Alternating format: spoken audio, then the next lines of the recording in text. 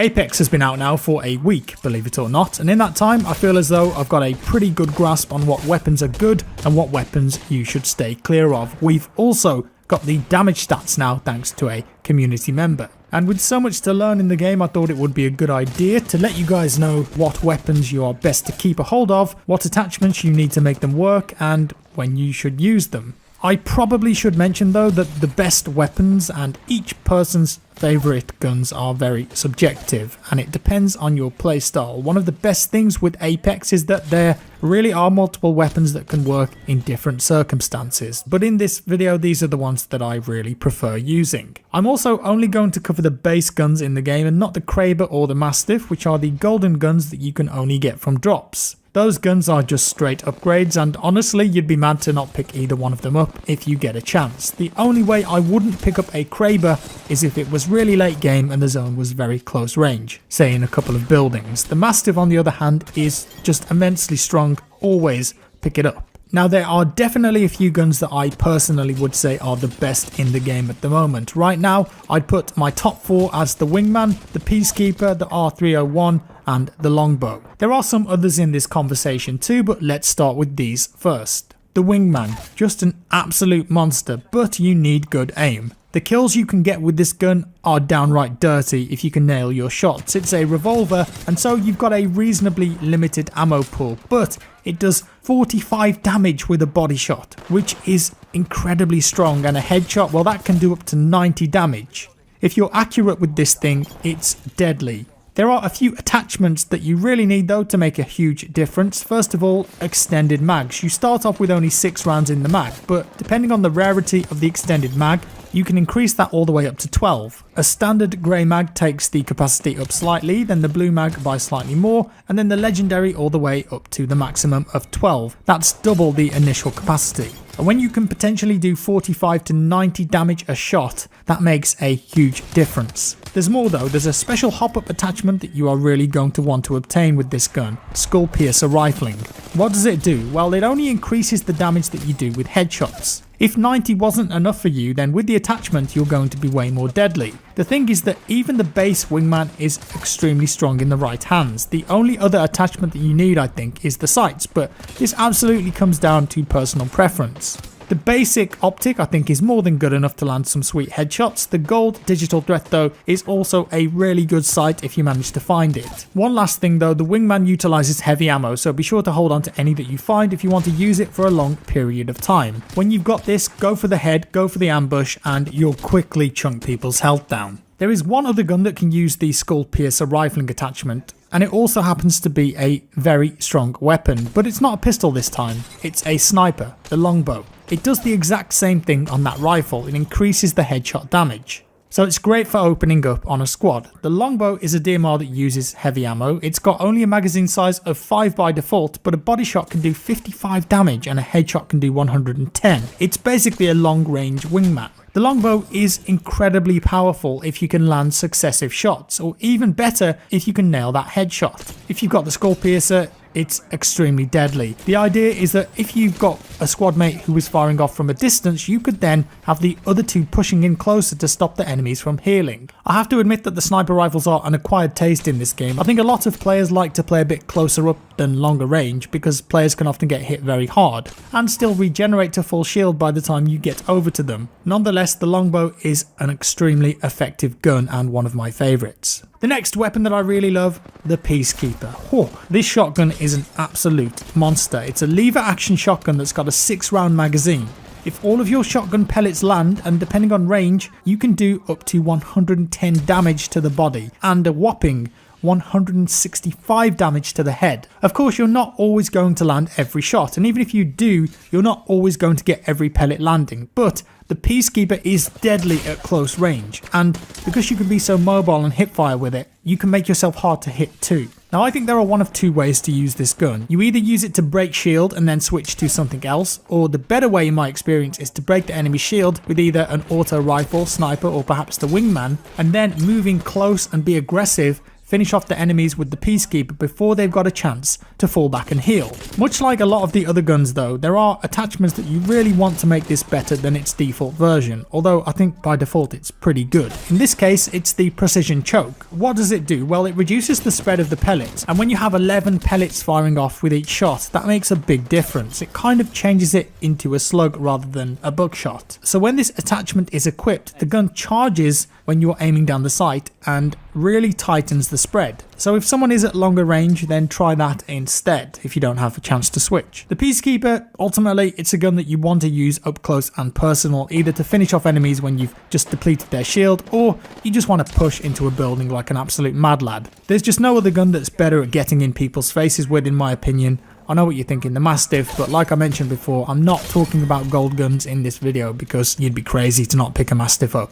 One of the weapons that I probably think I slept on a little bit in the first few days, but now is easily one of my favourite guns, is the Prowler PDW. This comes with a big caveat though, and that is that I really only like it if I've got the selective fire hop-up attachment, which allows you to turn the gun from a 5-round burst into full auto. So by default, the Prowler is a burst fire weapon. It's not a triple burst though, 5 rounds like I said, and to be fair, it can be effective early game if you manage to land all of those shots, because if all 5 rounds hit your target, you can do 70 damage with those shots. Where it really comes into its own though is when you've got that selective fire attachment and you can turn it into a full auto weapon. The reason it's so effective is because it's the only SMG/PDW in the game that uses heavy rounds. So if this thing is full auto and you're on target with your tracking, it absolutely shreds people. But to use it to its full potential, you'd also need to get the extended mag. And just like with the Wingman, the rarer the extended mag, the more rounds that you can have. Not only that, but the rare and epic extended mags also improve reload time too. Moving on, let's talk auto weapons for a minute, and arguably the best all-around gun in the game.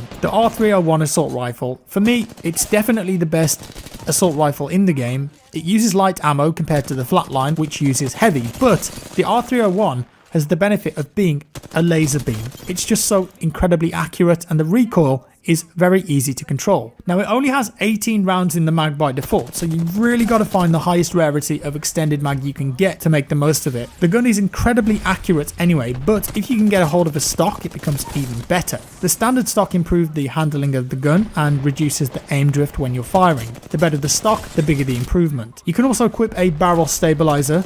Again, the better the rarity, the more it's going to do for you, and a stabilizer reduces the recoil of this gun. So when you've got a gun that already has very little recoil, you can imagine how good it is when it's got full attachments. A fully kitted out R301 will shred enemies if you can track them well. You've just got to hold mouse 1, keep strafing left and right, keep your aim on the target. Now it only does around 14 damage to the body with each shot, but because the rate of fire is around 720, you can just chunk people with this thing. The R301, if you see it, pick it up. Now we'll briefly talk about LMGs too. I'm not a huge fan of the LMGs in the game, but they can be quite good when fully kitted out. The Spitfire is a really strong LMG, but in my opinion, you really got to get the stock and the barrel stabilizer to make it a good choice over, let's say, what we just talked about, the R301. The Devotion is another very strong LMG, but only if you've got the hop-up attachment for it called the Turbocharger. The problem with the Devotion is that when it's fully spooled, it's actually really good, but it does take a few seconds to get there. And in a jam, you could have already taken too much damage. If you were using another gun, you could have put that damage out instead.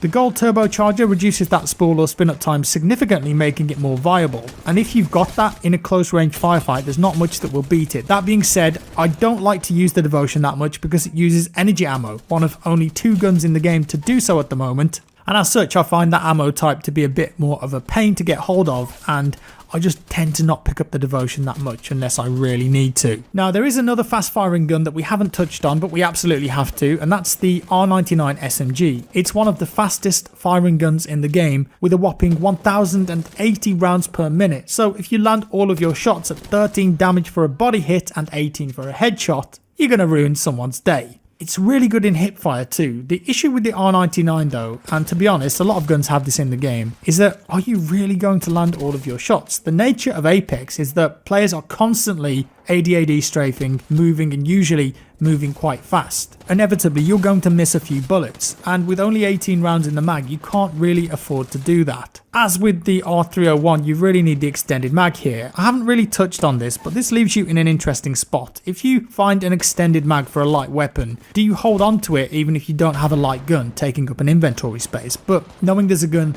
that you'd like to use it on if you find it? Or what if you find an R99 or an R301? Do you keep it hoping that you might find a light mag to make it more useful? Same with the Prowler really. I'm not a huge fan of it in burst fire, but if you want to use it in full auto, you need to perhaps make an early decision in the game if you're going to hold on to it, or drop it for another gun. It leaves you with an interesting decision there, and I like that about the design of the game. So back to the R99, with the extended mag, this gun really does ruin people up close. The downside, I suppose, is that compared to the 301, you're going to lose a lot of range. The R99 is deadly, but only when you close that gap and get up in people's faces. It is good there, but I feel like the R301 is more versatile at more ranges and dominates short and mid range. There are different weapons too, but if I had the choice over them, I'd probably go for the R301 over the 99 on balance for more distance. But you shouldn't sleep on the R99, it really is very strong. It just boils down to your playstyle really, and maybe what legend that you're playing as too. If you're a Wraith and always rushing in and engaging enemies at close range and then escaping, then perhaps the R99 would be a perfect fit for you.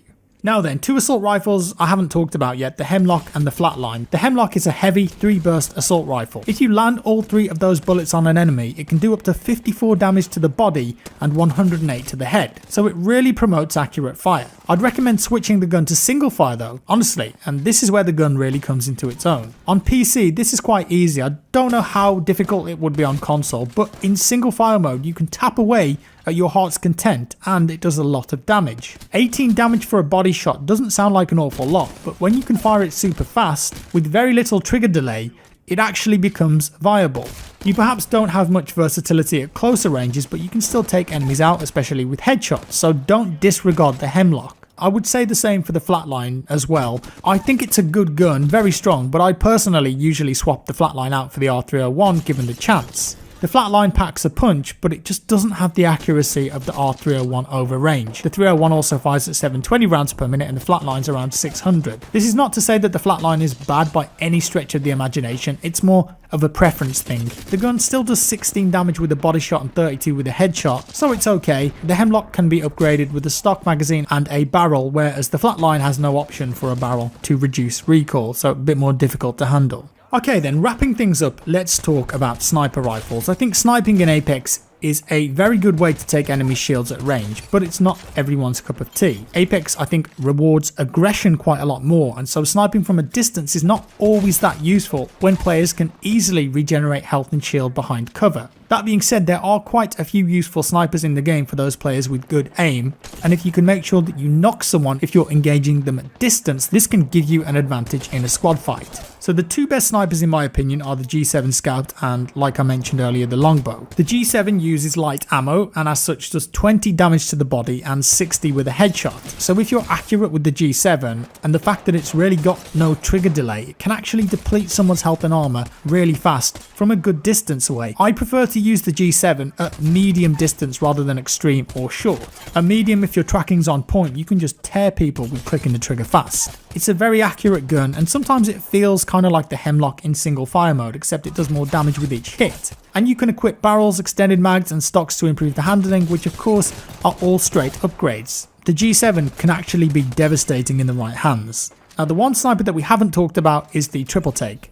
I'm a little bit on the fence about this one because I do think it's a strong gun, but I'm not convinced that I would take it over the Longbow or the G7 in most situations. The Triple Take is an energy weapon that fires off 3 rounds when you shoot. Without the precision choke though, you can't charge up your shot to group them together, and so it makes the weapon way less viable. It's kind of bad in my opinion. 1 shot to the body only does 23 damage, so you really need all 3 shots to hit at once, and to be fair, if you land a Triple Take headshot, it does do up to 138 damage, which is a lot, but I think that you really need the choke on it for it to be viable. You aim in, you wait a couple seconds, and then you get it all in 1 shot. Without it, I just wouldn't pick this thing up. The other issue is the same as I mentioned earlier. It uses energy ammo, although with a sniper, arguably you need a lot less, so maybe it's not as much of an issue as it is with the Devotion. Now that isn't all of the guns in the game. I've left a lot of them out, the Mozambique, the Auto Shotty, because honestly, I just don't think they're that good. and there's a couple of the light pistols that you might get early game to just pick up and get a kill with them, but